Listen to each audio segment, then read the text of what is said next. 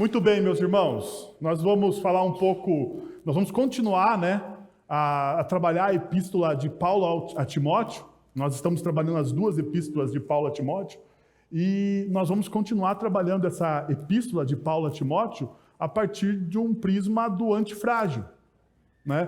Como a gente tem falado, nossa cultura é uma cultura... Tem um teólogo que eu gosto muito, não muito, que eu gosto mais ou menos, para ser mais exato, né? Daí o pessoal que é fã dele vai ficar bravo comigo, mas o Guilherme de Carvalho, ele diz que a nossa cultura, essa cultura pós-moderna que nós estamos vivendo, é uma cultura da afetividade, né? A afetividade tomou conta de tudo. Então, nós somos muito mais movidos pelos sentimentos do que pela razão. E isso é culpa de um romantismo que se apoderou da mente e do imaginário humano. Então, a gente tem trabalhado isso. Nós temos falado sobre isso, como isso tem ocupado essa ideia da gente viver no mundo ideal. Viver no mundo ideal. Às vezes as pessoas não crescem, não prosperam, lógico, né? Uma visão equilibrada das coisas. As pessoas não prosperam porque elas vivem no mundo ideal. E o ideal nunca é alcançado nessa realidade. Nessa realidade. Não tem como. Eu sempre, quando eu recebo casais, a gente tem aqui na nossa igreja, né, uma grande quantidade de pessoas que não são da comunidade, não são da igreja, mas procuram a igreja para casar aqui, por causa que ela, né, tem um ar mais clássico assim. E quando eu me encontro com esses jovens casais para falar um pouco sobre casamento, eu falo assim, olha, não existe casamento perfeito. Não existe. Então não venha com essa ideia de que o seu casamento vai ser um casamento perfeito. Não existe aqueles 5 passos, 10 passos, 3 dicas, o plano, o caminho das pedras, seja lá aquilo que você queira denominar para a felicidade plena. Não existe isso. Isto faz parte dessa ideia do ideal que foi inaugurada, né, pelo Jean-Jacques Rousseau, quando ele vai dizer que o ser humano, ele é em si bom. Ele é responsável. Que no próprio ser humano, dentro do ser humano, no íntimo do ser humano, ele tem todas as virtudes necessárias. E que o problema não está em você. O problema está naquilo que está ao seu redor. Então, o meio, né, aonde você está inserido, é que corrompe os seus sonhos, que atrapalha os seus planos. E daí, diante dessa filosofia, dessa ideia, a gente vai ter várias correntes narrativas que vão dominar a nossa sociedade.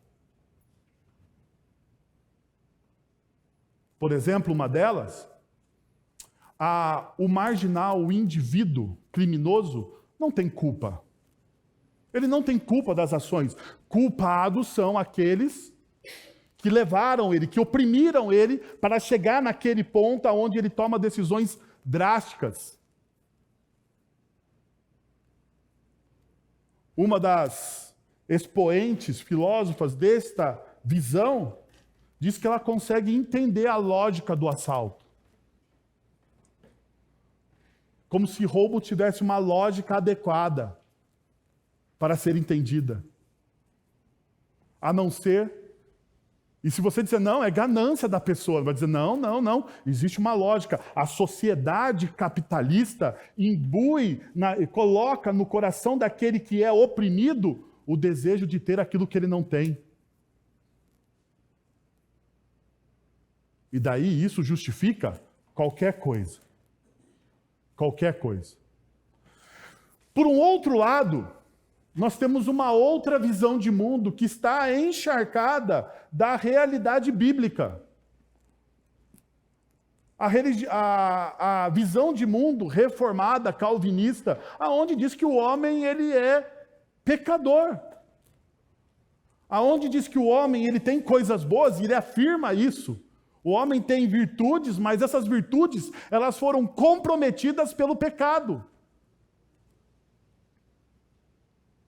Então nós às vezes somos antagônicos, e aí o pecado explica isso, né? Você consegue ver pessoas com boas atitudes, nobres atitudes em alguns momentos. E em outros momentos, essa mesma pessoa pode ser a mais cruel de todas. E daí você pergunta, mas como? Como em um momento esta pessoa foi nobre, foi capaz de se doar por uma causa, mas em outros momentos, essa mesma pessoa que é nobre, ela consegue ser a mais cruel de todas as pessoas? Pecado. O pecado comprometeu todas as nossas virtudes. E não há bem que a gente faça aonde o pecado não resida.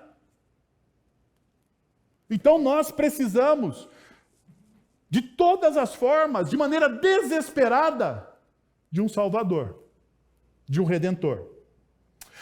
E é aqui que entra a espiritualidade bíblica, porque a espiritualidade bíblica, como a gente percebe na visão de Calvino, dos reformados, é uma visão onde chama o homem à responsabilidade. A espiritualidade bíblica não nega, pelo contrário, ela exalta a soberania de Deus, mas ela não nega a responsabilidade do ser humano.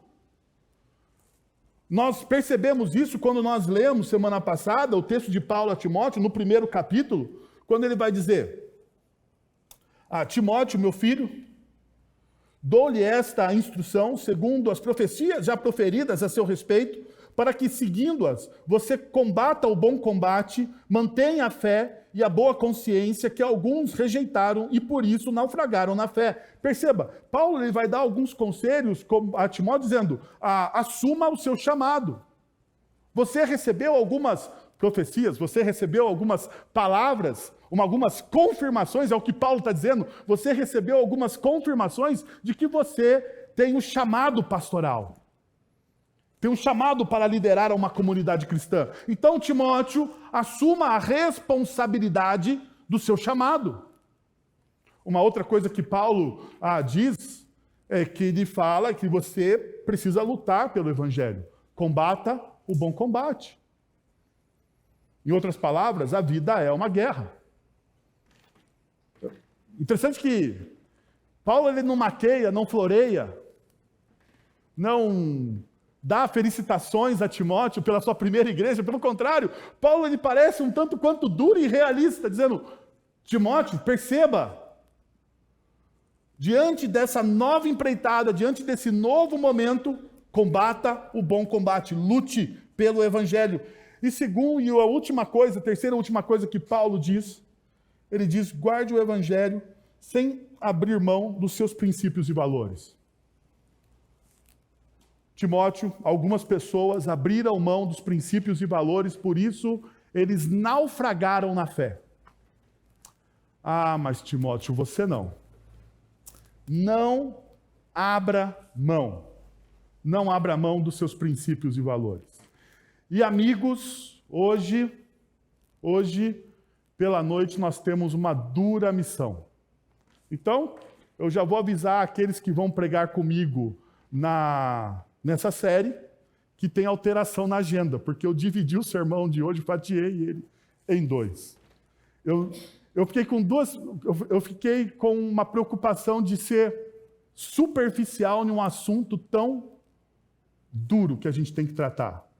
E aqui está uma das coisas da beleza da pregação completa, expositiva do texto bíblico. Você não consegue fugir de algumas coisas. Quando você fala assim, vamos estudar a carta inteira de Paulo a Timóteo. Quando eu chego num texto como eu vou estudar hoje com vocês à noite, a minha vontade era ser um pastor de sermões temáticos, porque eu poderia pular esse texto e ir para um assunto muito mais agradável, bom, ou fácil para se pregar numa noite de domingo. Mas hoje a gente vai entrar em 1 Timóteo, capítulo 2, a partir do verso de número 9. Mas deixa eu falar uma coisa para vocês. Antes de qualquer coisa, nós precisamos entender que nós vivemos em uma cultura que é hostil a qualquer pessoa que afirme conhecer a verdade absoluta. Você pode viver como quiser e acreditar no que quiser. Obedeça à sua sede. Obedeça à sua sede. Obedeça aos seus desejos. Dê vazão às suas vontades. É isso que diz os comerciais, as séries, os filmes, as novelas que envolvem a nossa cultura. Apenas não imponha suas crenças, suas regras aos outros. Aqui está o pecado imperdoável dentro da nossa cultura, dentro dos nossos dias. Quando você diz que você sabe qual é a verdade. Então, deixa eu te dizer uma coisa. Se você está procurando uma passagem das Escrituras que vá diretamente contra a sabedoria predominante da nossa cultura, então, 1 Timóteo, capítulo 2, versículos de 8 a 15, é um bom lugar para você começar. Nossa cultura é terrivelmente distorcida nas questões de gênero, sexualidade, e a pressão sobre a igreja é enorme, enorme. Nós somos confrontados dia após dia sobre essas questões. Agora, o pastor Mark Dever, ele fala uma coisa muito interessante. Ele diz o seguinte: a revolução mais importante do último século foi a revolução sexual. A contracepção substituiu a concepção. O prazer foi separado da responsabilidade. Foi como se uma licença fosse concedida, legitimando e flexibilizando a cada parte de nossas vidas em torno do serviço a nós mesmos. Desde então, o divórcio, o novo casamento, o aborto, o sexo antes do casamento e o sexo extraconjugal têm sido aceitos como por percentagens crescentes do público. A pornografia, hoje, é um grande negócio. Não sei se vocês sabem, mas a pornografia é o mercado que mais cresce em todo o mundo. Em todo o mundo, nas suas diversas facetas. Este não é apenas um problema na sociedade lá fora. Muitas igrejas encontram os seus membros atormentados por casamentos fracassados e casos ilícitos, pelos chamados pecados privados que se transformam em desgraças públicas, alguns dos quais são conhecidos, alguns dos quais ainda serão conhecidos. Nós vivemos nessa sociedade perturbada. Vivemos numa cultura, num mundo, e infelizmente no meio da igreja marcada pela imoralidade sexual de maneira desenfreada, pelo divórcio, pela degradação do casamento, pela confusão de gênero. O atual debate sobre qualquer assunto da sexualidade humana tomou conta dos nossos filhos, tomou conta das nossas classes de escola dominicais, tomou conta.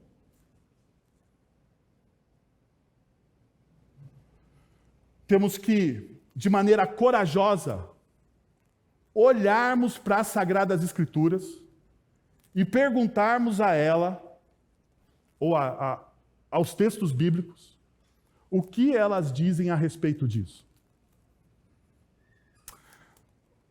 O pastor Guilherme disse na liturgia que nós estamos comemorando a reforma e um dos lemas de uma igreja reformada é somente as Escrituras. Somente as Escrituras. E o somente as Escrituras é ir buscar nas Escrituras a resposta sadia para os dilemas que nós estamos vivendo hoje. somente as Escrituras, é você não buscar a inspiração para os seus planos, para os seus projetos, para a sua vida, em outro lugar. Não, você precisa buscar a inspiração para os seus planos, para os seus projetos, para as suas decisões nas Escrituras. Diante disso, eu gostaria de convidar vocês a nós olharmos 2 princípios do começo do texto de 1 Timóteo capítulo 2, a partir do verso de número 8. E eu gostaria que vocês tivessem a noção do seguinte, que o último princípio, que é o mais difícil, vai ficar para a semana que vem, no domingo pela manhã. Por quê? E eu já vou advertir vocês sobre isso. Nós precisamos ter um cuidado para não interpretarmos as Escrituras de maneira equivocada. Por exemplo,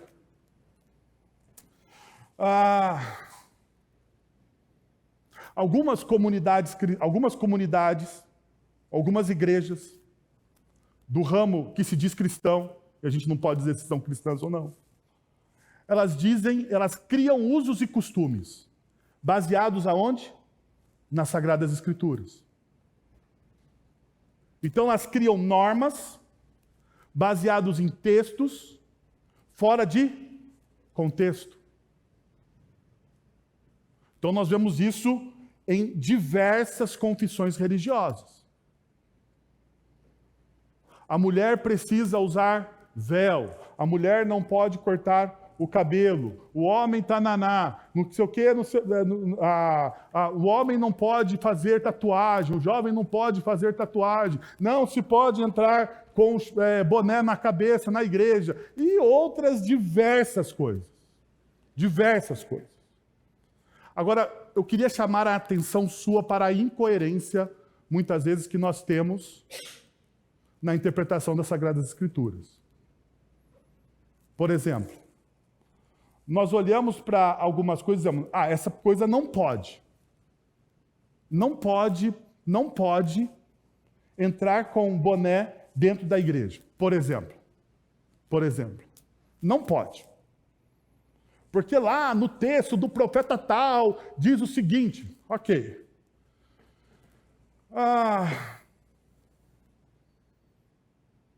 Pode dançar na igreja? Sim ou não? Não, eu quero saber, sim ou não.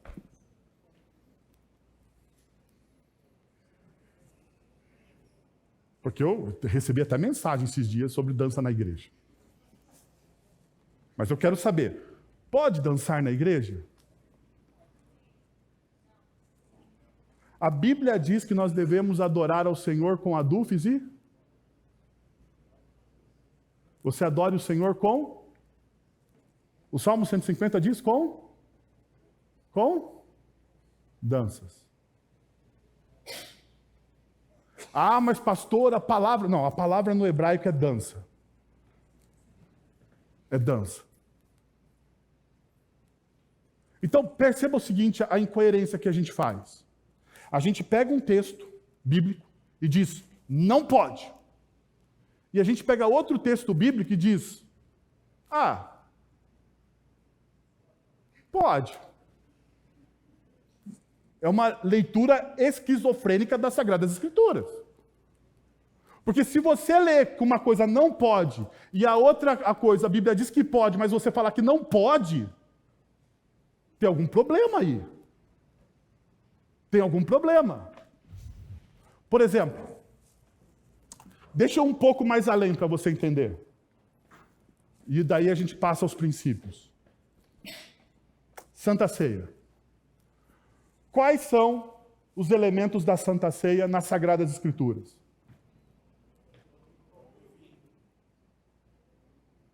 Pão e vinho. Aonde na Bíblia diz que a gente deve usar suco de uva? Eu não estou defendendo. Eu só estou constatando. Não estou defendendo. Não venha jogar pedras em mim depois do culto. Eu só estou querendo chamar a atenção pelas incoerências que muitas vezes nós praticamos e nós não nos perguntamos o porquê. Jesus vai lá e inaugura a ceia do Senhor. O que ele usa? Pão e... Não me venha também com essa falácia de que o vinho de Jesus era mais fraco. Porque era fermentado do mesmo jeito.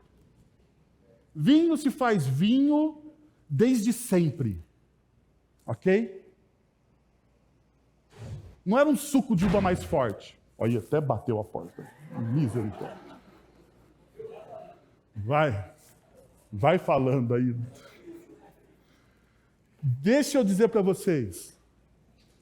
Mas hoje nas nossas igrejas, na maioria das igrejas, usa-se o elemento do vinho, do suco de uva. Quem autorizou a mudar? Quem autorizou a mudar? Não foi o pastor, não, porque isso aqui está antes de mim. Não venha falar que fui eu, porque eu estou aqui, eu não estou aqui. Nossa igreja está há 154 anos, eu não tenho esse tempo. Em algum momento, na cultura da igreja, determinou-se que não ia se usar mais vinho. Mas se você for em algumas igrejas, por exemplo, se você for na Igreja Presbiteriana do Chile e participar num dia de ceia, você vai tomar o quê? Vinho. Aleluia. Para algumas pessoas, misericórdia para outras. Perceberam? Isso é cultural. Então, algumas das interpretações que nós fazemos são muito mais culturais do que bíblicas. E eu não estou dizendo que a gente tem que montar um grupo de dança, nem quero isso, né? Montar um grupo de dança na igreja. Não estou dizendo absolutamente nada disso.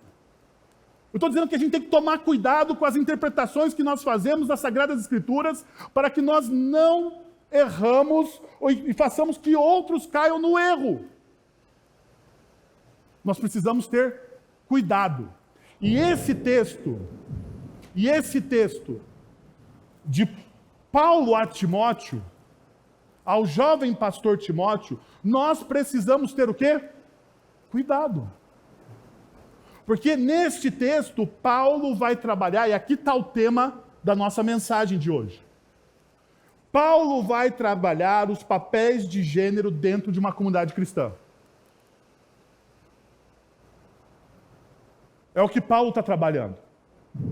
Então, por isso que a gente precisa ir devagar, para não entender de maneira errada e criar uma interpretação equivocada em cima das Sagradas Escrituras.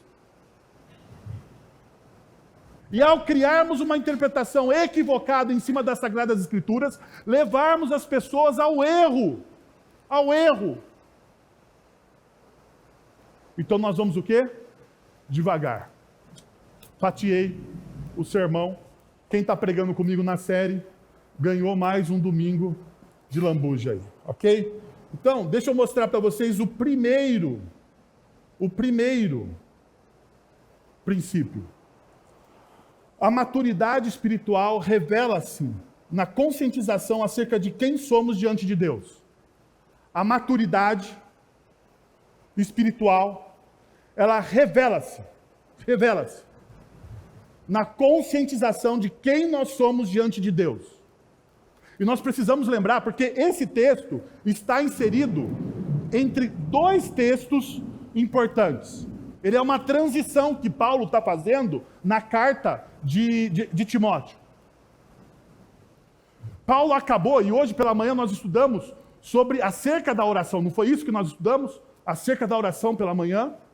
Então perceba como Paulo começa o versículo de número 8 do capítulo 2. Quero, pois, que os homens orem em todo lugar, levantando mãos santas, sem ira e sem discussões. Quero, pois, que os homens orem em todo lugar, levantando mãos santas, sem ira e sem discussões. Perceba o que Paulo começa dizendo aqui com o conceito de levantar em todo lugar. Mostra a abrangência da disciplina da oração. Ela não está restrita aos lugares considerados sagrados, mas deveria permear os lares e os locais de trabalho. Paulo olha e agora para os homens, né, porque ele está falando aí de maneira, não é o gênero humano, ele está falando assim, vocês homens, vocês devem orar. Orar em todo e qualquer lugar. Abrangência. Aonde nós devemos orar? Como nós devemos orar? Por quem nós devemos orar? Hoje pela manhã nós discutimos isso. Nós devemos orar por todos os homens. Nós devemos orar por todos os líderes. É o que diz os versículos anteriores da carta que nós estamos lendo. E Paulo agora está dizendo, reforçando novamente a abrangência da disciplina da oração. Aonde você deve orar? Em todos os lugares. Não há restrição. Agora, perceba uma coisa. Paulo não para por aí. Ele fala que nós devemos orar, e ele fala o como. Nós devemos orar levantando mãos santas. Levantar mãos santas não se trata apenas de uma postura, mas de uma atitude interior do coração que se reflete em nossas atitudes externas. Nós devemos, não é orar pensando. E daí é que perceberam a interpretação? Paulo não está falando literalmente que quando você ora, você precisa levantar as suas mãos. Bom, não dá problema nenhum daqueles que oram com as mãos levantadas. Mas Paulo não está dando uma norma. Paulo está levantando uma ideia que sempre teve nas Sagradas Escrituras. Quando nós buscamos a Deus, porque a ideia de levantar mãos santas é a ideia de buscar a Deus. Quando nós buscamos a Deus,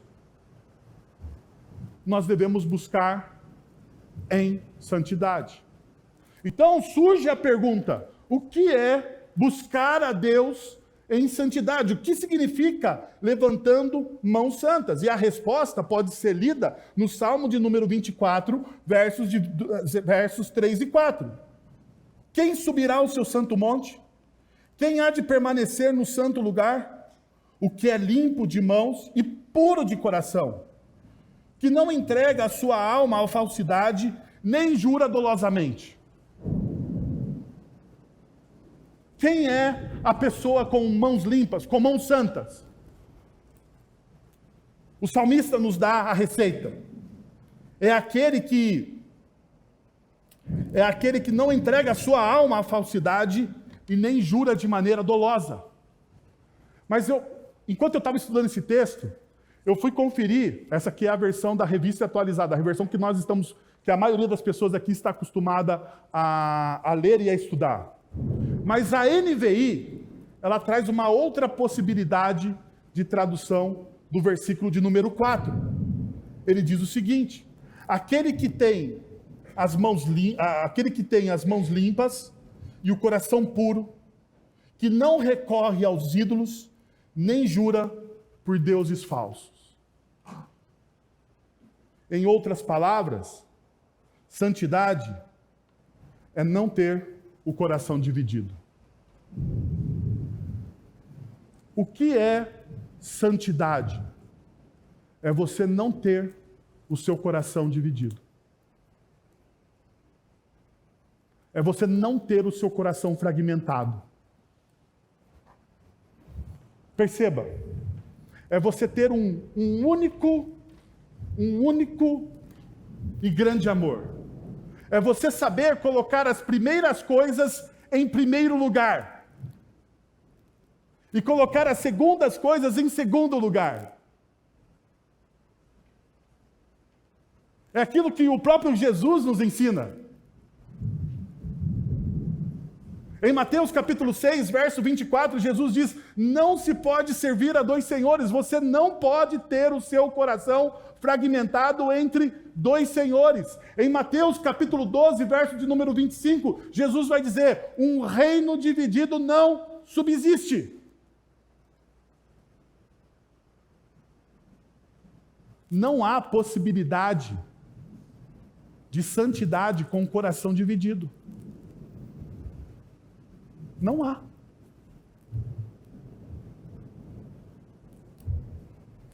Sabe qual que é o problema? A nossa cultura é plural, não é? A nossa cultura nos ensina que nós podemos ter muitos amores.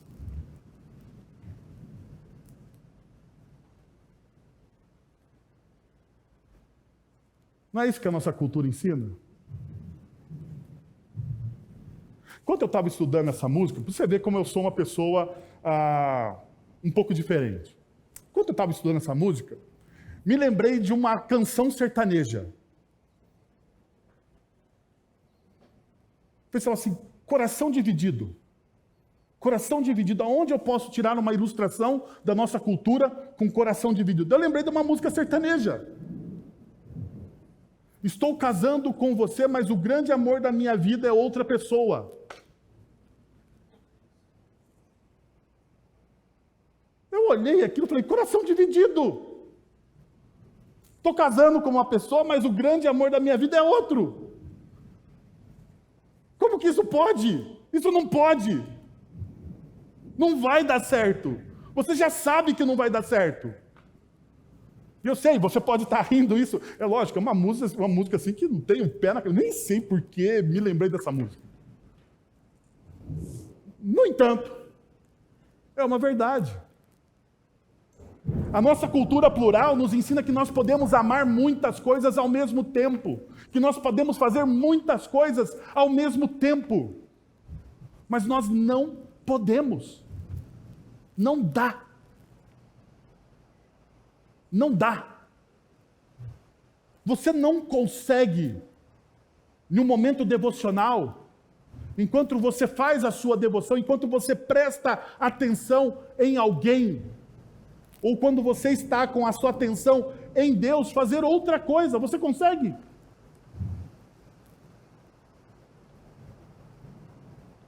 Agora, você já percebeu como que a gente lida com as coisas na nossa vida? Nós estamos, às vezes, fazendo várias coisas ao mesmo tempo. E nós não despejamos atenção em nenhuma delas. Em nenhuma delas.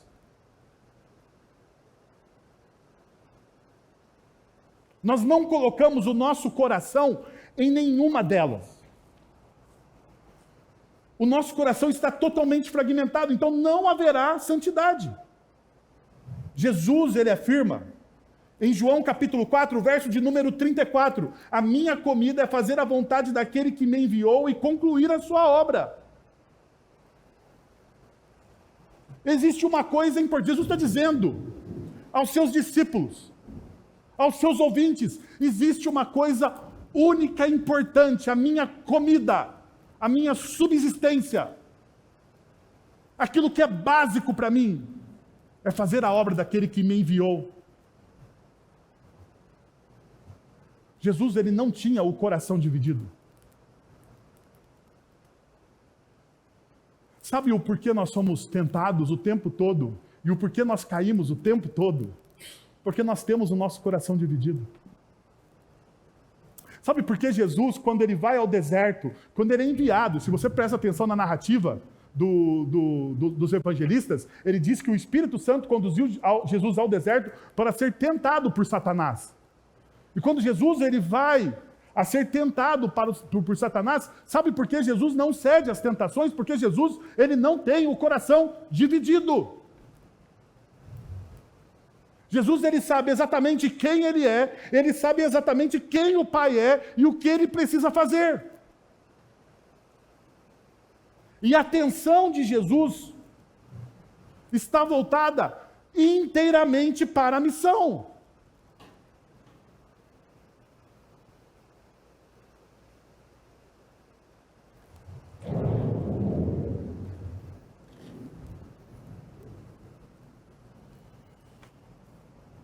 Mas o texto, ele não para por aí.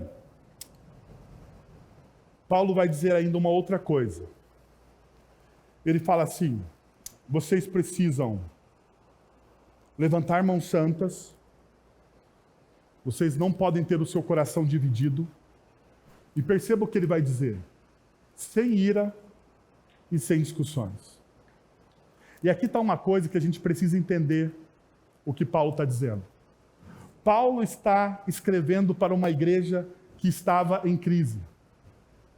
E crise talvez na liderança, porque você vai ver que tem Himeneu e Alexandre com problemas. Criando problemas na comunidade. E daí Paulo, ele olha para os homens e diz, olha, vocês que estão liderando uma comunidade, vocês que estão à frente de uma comunidade, vocês não estão liderando essa comunidade por poder. Vocês estão liderando essa comunidade para o serviço. Perceba, Paulo nos convida a não ter uma paz artificial, mas a ter uma paz completa, porque a paz com Deus é artificial se não houver paz com os outros. E aqui está uma das coisas mais importantes que talvez você precisa, ou nós todos aqui precisamos entender. Dentro de uma comunidade cristã. Se você deseja ser um discípulo de Jesus comprometido, você não foi chamado para exercer poder em nenhum aspecto da comunidade cristã. Você foi chamado para servir dentro de uma comunidade cristã. Ninguém em uma comunidade cristã exerce poder. Todos em uma comunidade cristã está nesta comunidade pelo serviço. Em diferentes áreas, em diferentes lugares, com diferentes papéis. De maneira orgânica, porque nós somos o corpo de Cristo, mas nós exercemos serviço. Porque, veja, aquele que poderia exercer poder, que era Cristo Jesus, como Rei dos Reis, Senhor dos Senhores, aquele que morreria pela própria igreja, ele poderia fazer o quê? Exercer poder sobre os outros. Ele não veio exercer poder, ele veio fazer o quê? Servir. Ele veio servir, e uma das cenas mais dramáticas do Evangelho é a última ceia, a cena da última ceia. Pouco anterior à última ceia, nós temos uma das cerimônias, que é a cerimônia do lava-pés. E naquela cerimônia, Jesus, ele faz o quê? Ele serve os seus discípulos.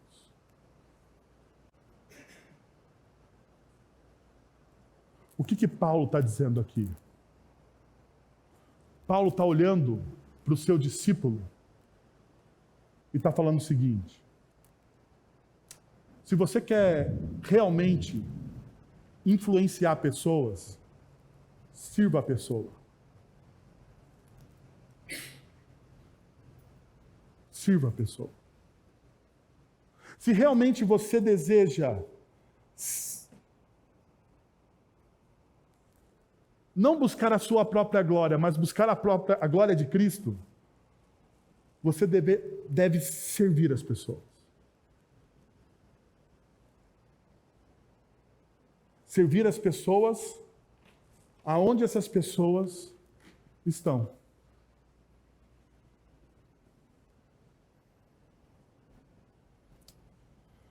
Perceba uma coisa que muitas vezes nos escapa. Mateus capítulo 5, versos 23 e 24.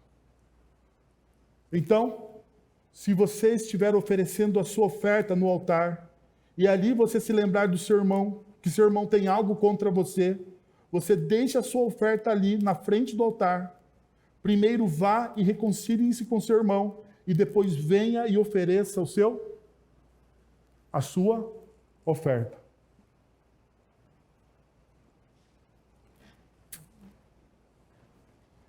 Olha o que o texto está dizendo. Se você tiver em um momento de adoração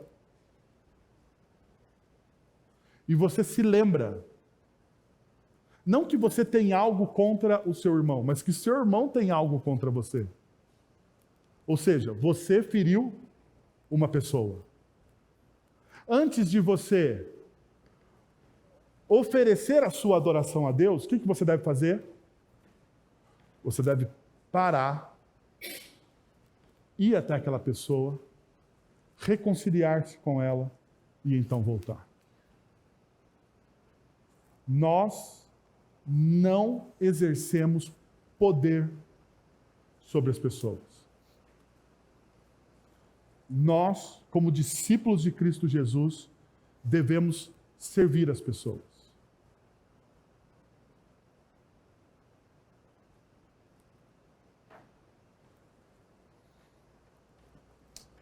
O texto bíblico me mostra ainda uma outra realidade, um segundo ponto. Não viva para distrair os outros, mas viva para atrair os outros para Cristo. E daí a gente tem um momento de tensão no texto. Porque Paulo está proibindo coisas aqui. Olha o que o texto diz.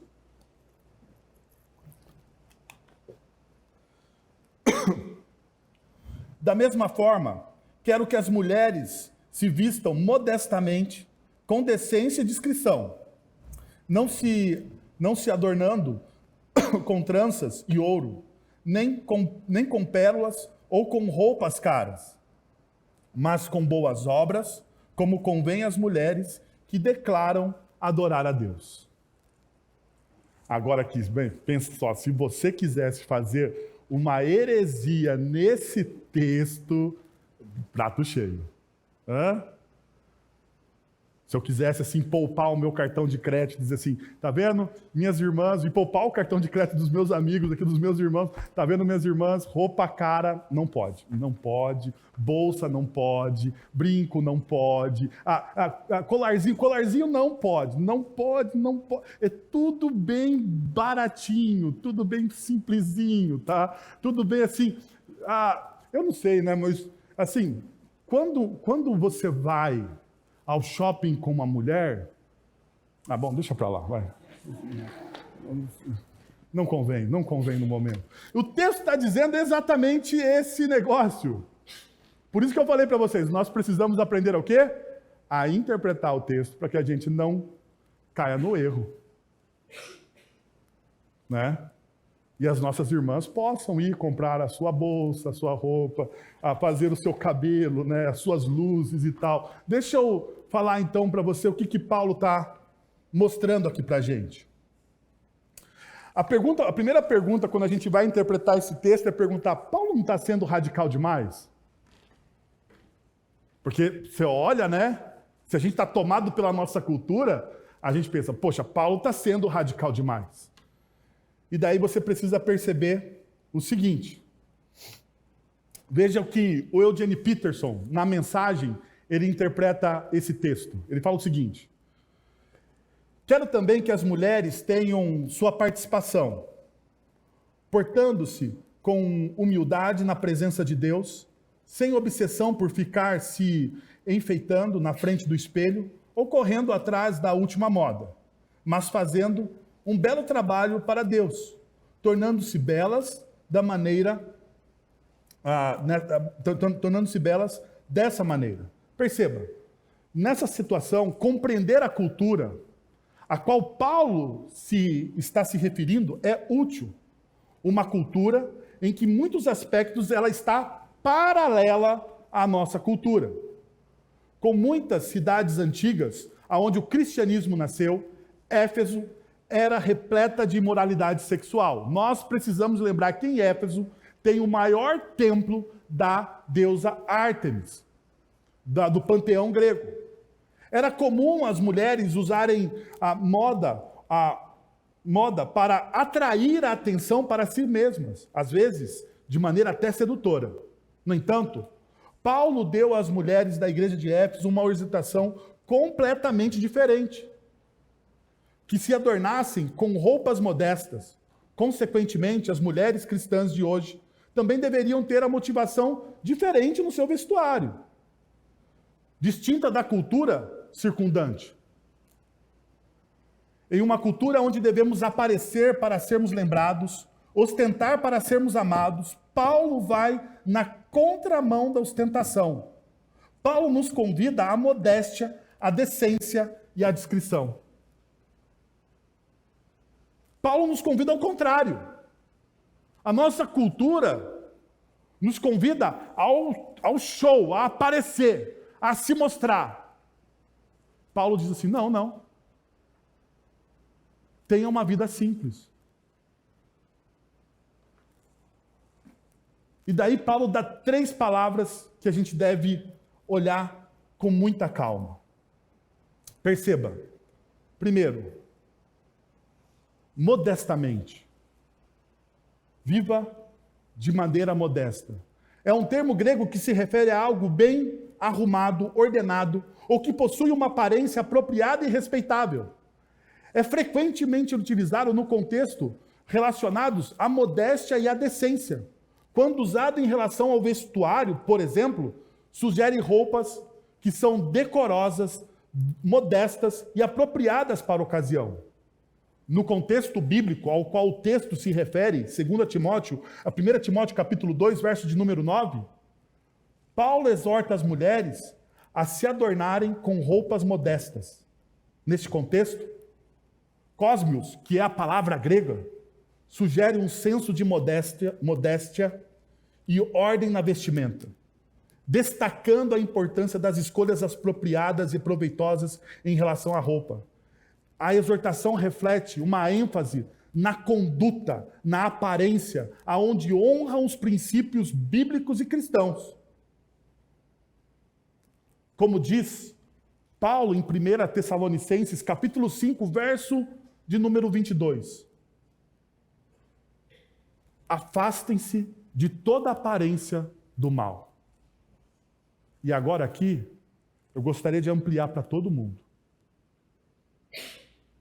A recomendação de modéstia é a recomendação de afaste-se de toda aparência daquilo que é mal. Todos nós temos que fazer isso. Homens e mulheres. Nós não podemos ser coniventes, nos associarmos e nos tornarmos cúmplices do pecado.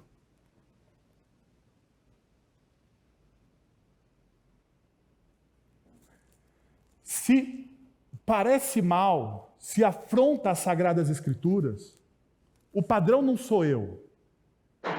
O padrão não é a sua consciência. O padrão não é a cultura vigente. O padrão é o que a Bíblia diz a respeito disso. Se aquilo que você faz, daqui está um dos princípios que Paulo nos dá em 1 Coríntios. Se aquilo que você está fazendo, se aquilo que você está vestindo, se aquilo que você está comendo, se aquilo que você está bebendo, ofende alguém, por amor àquele que é ofendido, você faz o quê? Você não faz. Você não faz. E perceba, não é porque é pecado ou não. Não é porque é pecado tal roupa ou não tal roupa, tal cabelo ou não tal cabelo, tal comida ou tal... Não é. A questão não é o pecado, a questão é o respeito à consciência do próximo. O respeito à fragilidade do próximo. Eu não faço porque eu amo o meu próximo.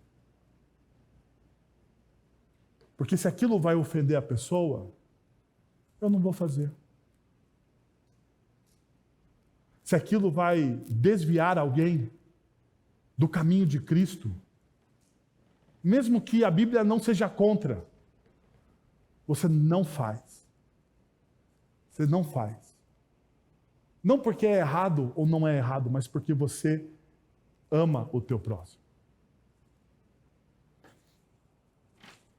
O texto bíblico ainda diz que você deve andar com decência. Perceba, ele fala, vocês devem andar em modéstia e vocês devem andar em decência.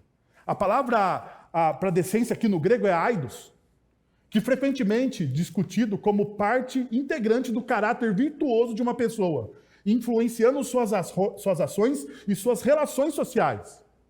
Em resumo, aidos representa o senso de honra, respeito próprio, consideração pelos outros no contexto da ética e da moralidade. Aidos representa um respeito próprio. Sabe o que a cultura nos roubou? Com essa sexualização frenética que nós vemos? O respeito próprio. O respeito próprio. Vocês já viram como as músicas retratam as nossas mulheres? Vocês já viram? Como as músicas retratam as nossas mulheres? Vocês já viram como as cantoras mais famosas se vestem?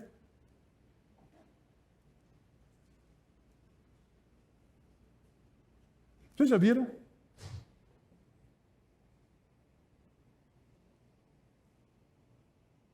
As pessoas perderam a dignidade. As pessoas perderam a dignidade. Em nome de uma tal liberdade, perceba, em nome... Me desculpe se você faz parte do movimento feminista. Mas perceba, em busca de uma tal liberdade, a mulher perdeu a sua dignidade. O seu amor próprio.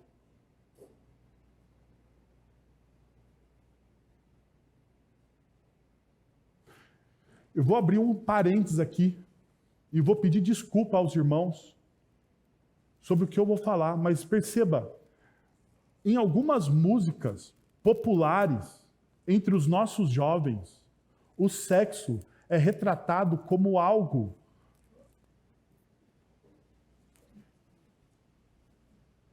eu não sei nem, assim, para não ofender o ouvido dos irmãos, eu não sei nem qual palavra colocar. Porque se perdeu o respeito pelas coisas. Se perdeu a sacralidade das coisas. As meninas perderam a sacralidade do corpo. Veja, a Bíblia vai dizer que o nosso corpo é templo do Espírito Santo. É templo do Espírito Santo. E as nossas meninas perderam a sacralidade do corpo. Quando elas entram em relacionamentos, um após o outro, sexuais, com diversas pessoas. Perderam até mesmo a sacralidade do sexo, porque quem fez o sexo, segundo as Sagradas Escrituras, foi o próprio Deus. Para ser vivido, desfrutado no contexto do casamento, no contexto da aliança, da união. Mas hoje a nossa cultura banalizou o sexo, banalizou o corpo, em tal de uma liberdade que não existe, que aprisiona. Veja, nós temos tanta liberdade hoje, tanta liberdade, que a geração que mais toma antidepressivo entre os jovens é a nossa geração. É a nossa geração. Essa geração de jovens e adolescentes que nós temos hoje é a geração que mais toma antidepressivo, que mais está deprimida, que mais não se reconhece.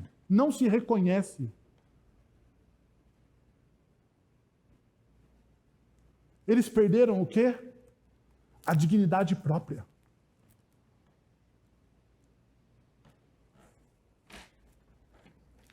O texto bíblico nos conduz ainda à discrição. É um termo grego que se traduz como moderação ou autocontrole.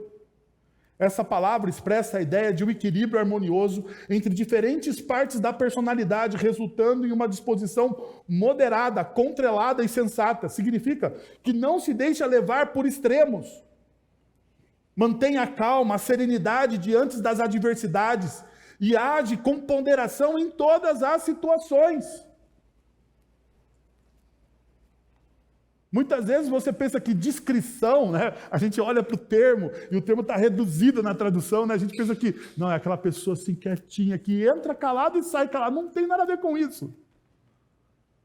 O termo discrição aqui tem a ver com moderação, com autocontrole. Com autocontrole que você ganha somente com a ação do Espírito Santo no seu coração. Agora aqui, deixa eu ampliar aqui as coisas. Todos nós aqui precisamos desse autocontrole, não é verdade?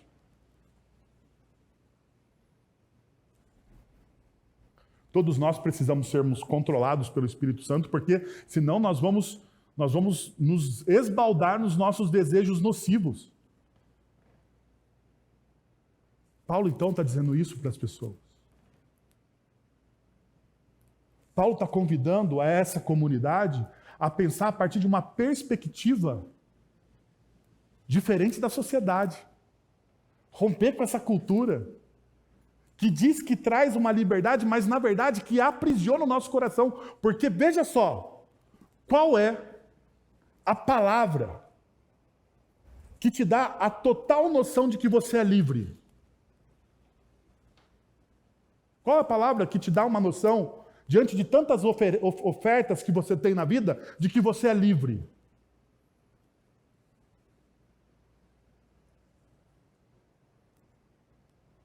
Saber dizer não. Já parou para pensar? Que dizer sim para todas as oportunidades que você tem, para dizer sim para todas as experiências que você tem, não te traz liberdade, te torna cativo dos teus próprios desejos e da mentalidade alheia. Agora, saber dizer não, saber refrear os seus próprios desejos, saber dizer não, eu sou livre. Eu não preciso disso para viver. Eu sei que eu sou cativo por algo quando aquilo me gera uma ansiedade quando eu não tenho. Perceberam? Perceberam o negócio? Que assim, né?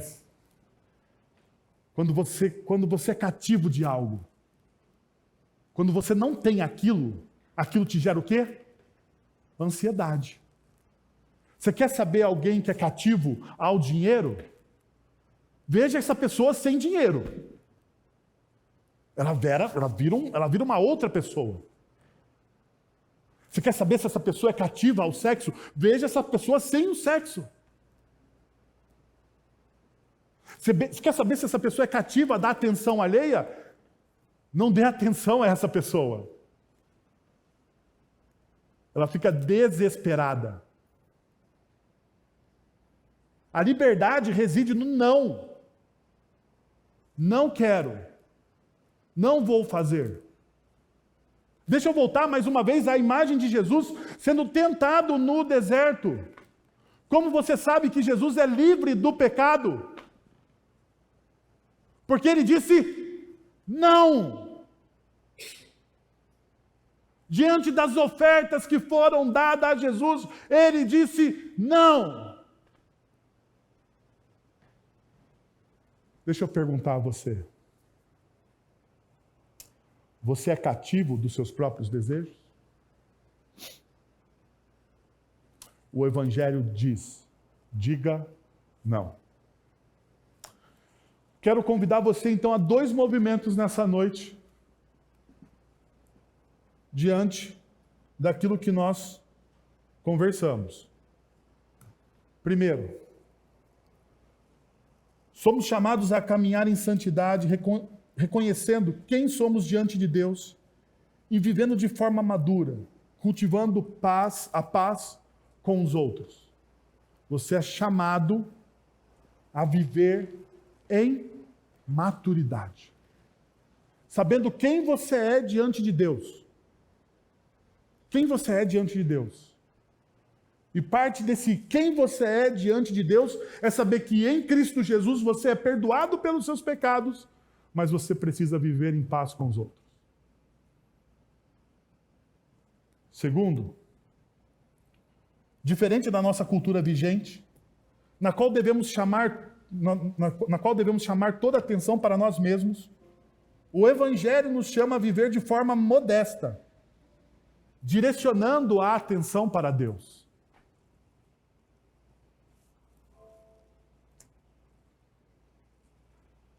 O texto bíblico diz que, diante das nossas boas obras, as pessoas vão reconhecer quem nós somos. Diante das nossas boas obras, as pessoas irão nos ver, irão ver não a nós, mas o próprio Cristo.